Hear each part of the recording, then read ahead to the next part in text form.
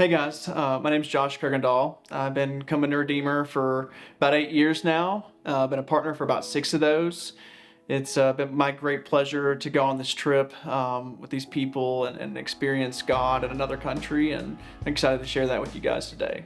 So I chose to go to Guatemala because I'd been on mission trips before, but I'd never been out of the country for any reason whatsoever, and I just thought that it'd be a really great opportunity to see like God working in the world, and different cultures. I just felt called to go. Just felt like, hey, like this is something God's saying, hey, you need to go do this. Got to Guatemala. Guatemala City, in essence, when you're landing, it looks just like any regular big city that you would have here in America, but kind of once we land and get out of the airport, like you can tell pretty quickly that's not the case. It's a little different. The quick and easy answer to what stood out that week was how impoverished these people were. And we all hear about third world countries, and you can kind of create in your mind like what this looks like, but actually seeing that these people lived in homes of like corrugated metal and wood and brick and just random things put together in these tiny little rooms,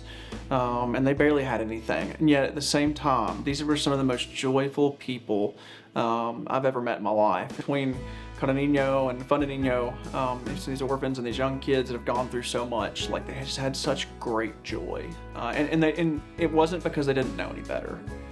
It was because they knew what they needed. They had what they needed. Last year, I got the opportunity to participate in the Niño Christmas bags. And while I was down there, I know most people won't get the opportunity to meet the kid they sent their gift to, but I had a unique opportunity to do so. And to be able to see and meet the kid and shake his hand and take a picture with them, it was just so fulfilling to know that like what I did made a difference. To be able to send them some simple things, like how they were able to see joy in that, how I was able to help carry out God's work by sending them what they need, their daily bread. Went on a number of home visits while we were there. And in particular, there was one home we went into. There was this mom, and her husband's away working, and they don't get to see him very often.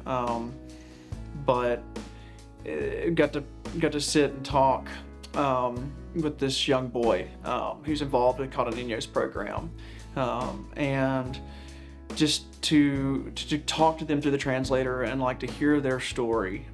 Man, it just breaks your heart, but it was so beautiful. They had almost nothing, and yet they depended on the Lord for everything. And I was able to pray with this young boy through an interpreter, and just feeling the emotion from him as well as myself was so powerful. And I would say that honestly, the truth of that is that kind of corresponded with every home we went to on some level, whether it was young children or even some older folks. Just their love and dependence on the Lord, and their joyfulness to share whatever they have, no matter how little, with us. Niño is an after-school program for young children, and kind of the way it works is they are plugged into the community in Guatemala City, and they have a couple different locations in different parts of the city, and different people can apply to get into the program. They come alongside them. They allow the kids to come somewhere safe after school. They learn activities and skills, and while they're being taught Jesus. And so they come in and they learn computer skills. They'll learn how to read. They'll practice different things, but they also get Bible stories that aren't watered down. They get to sing. They get to learn about Jesus. So it's like twofold. They learn useful skills so that they can get out of poverty, but they also learn about Jesus along the way. And also, the program also comes alongside those families from time to time to help send meals or parts of meals so that they can feed them over the course of the month. Part of our home visits was to help take some of these bags so that these families could kind of be an addition to what they have to help make it through there and help raise awareness so they can maybe bring other kids into the program.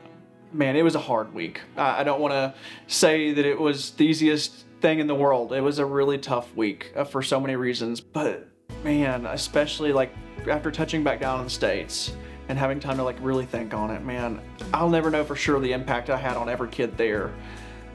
But being able to see those kids and pray with them, and not only that, but to be able to praise with them and hear them in another language from another part of the world where I'm the minority, but yet we're all praising the same God.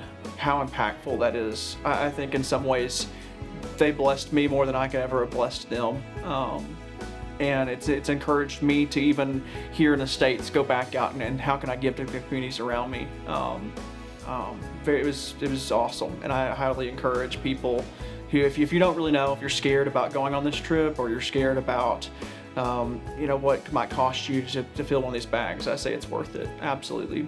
But pray about it, but just trust the Lord if He's nudging you that way to take the jump.